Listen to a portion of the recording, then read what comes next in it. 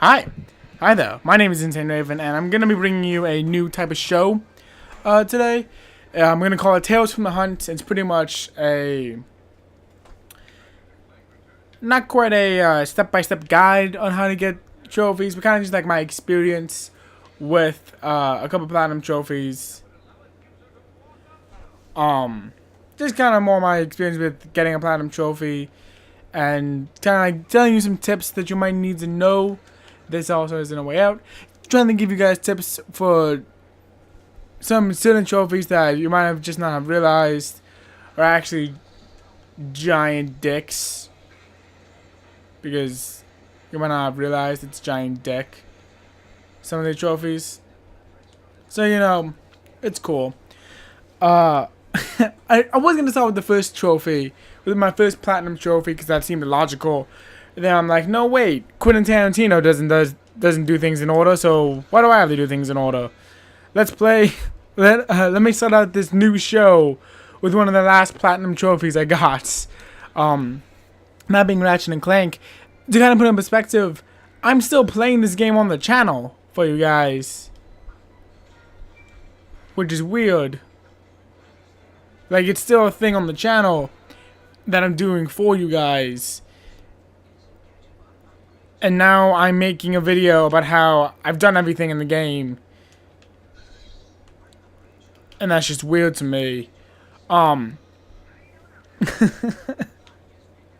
am actually kind of happy that I got to make this video like this. But,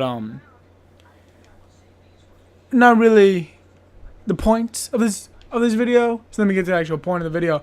The platinum in this game isn't difficult. It's a really, I wouldn't say simple trophy, because there are a couple of trophies that just are difficult by all hell's margins. But specifically I'm going to pronounce this horribly wrong. I'm sorry. It is the E2 Copernicus. The E2 Copernicus trophy. I'm so sorry for that pronunciation, by the way. I realize it sucked monkey dick, but you know, now I'm here.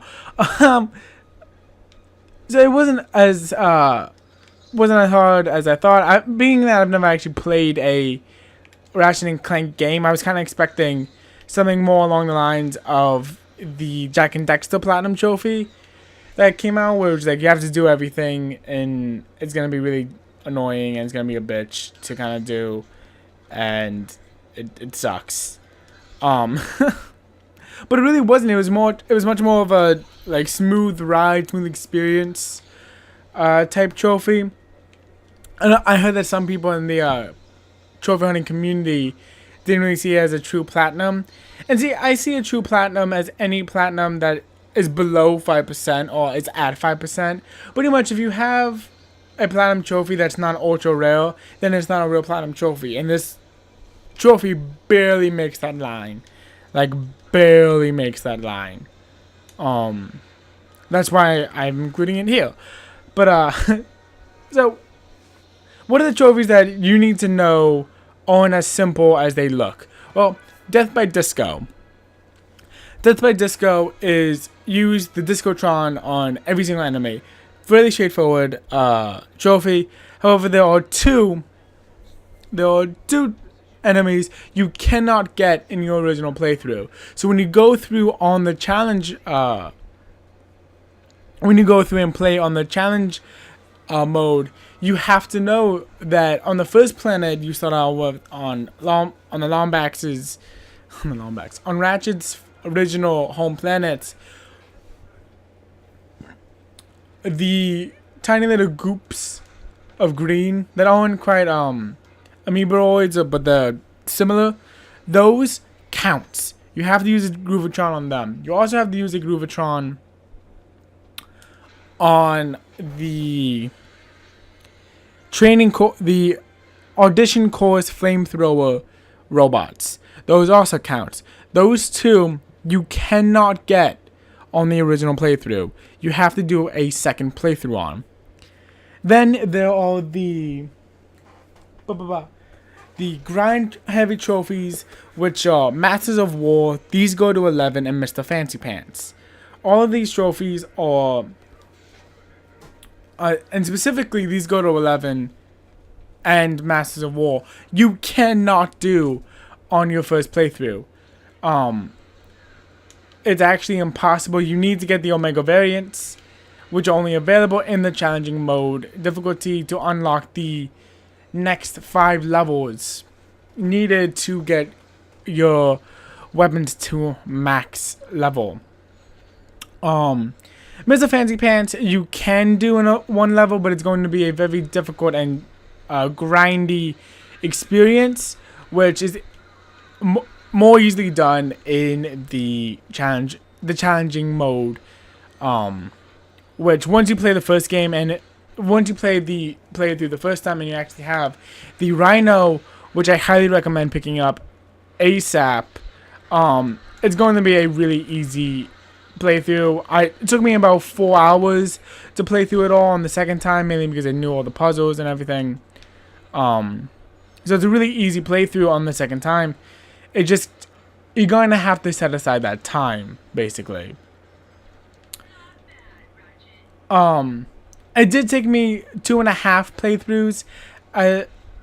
As you see, I'm kind of on this planet on the 3rd playthrough.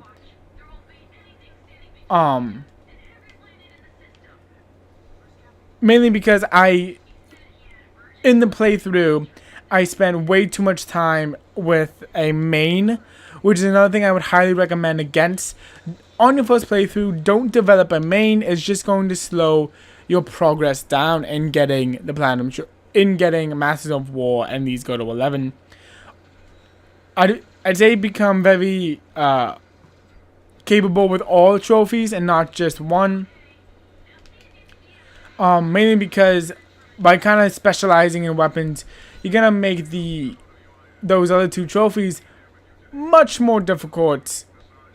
And just trying to go through, you're going to have to grind it out much more.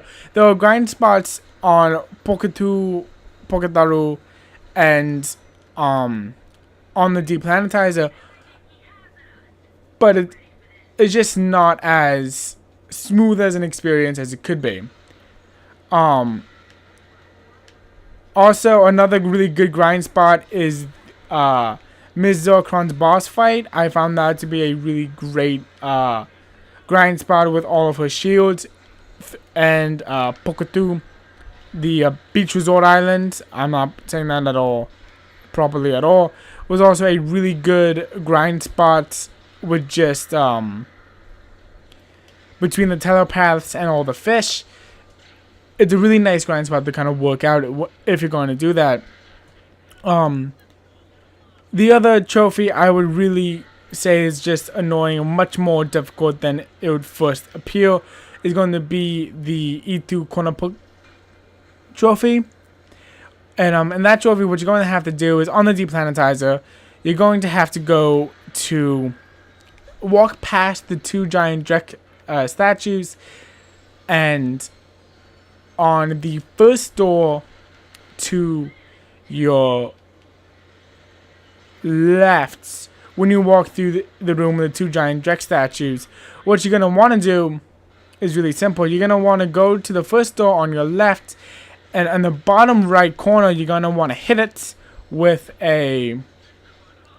your Omni Wrench until Captain Quark starts talking.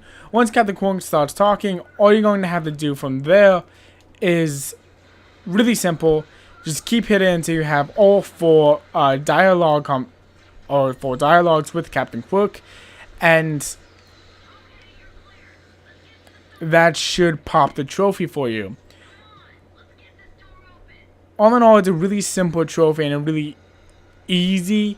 It's a really simple platinum and really just enjoyable experience. If you're going to make it more of a hardcore habit of trophy hunting, of platinum trophy hunting, I would recommend doing this one in the middle of, in between 2 really stressful trophy hunts, just because it is going to be a smoother experience. Other than that, I don't really have anything else in recommendations or tips and tricks for this trophy, I do want to show you the platinum trophy. So one moment. And this is what the platinum trophy looks like. As it goes for design, it's not really like the shit. It's a very standard platinum trophy. It's a picture of a trophy. But other than that, I don't have anything else to add. I want to thank you guys for watching. If you guys liked this kind of content, well, I'm giving more of tips and tricks and more of analytical how-to type thing. Let me know in the comments down below. Other than that, I don't really have anything else. Thank you guys for watching. My name is Insane Raven, and I will see you in my next video. Bye-bye.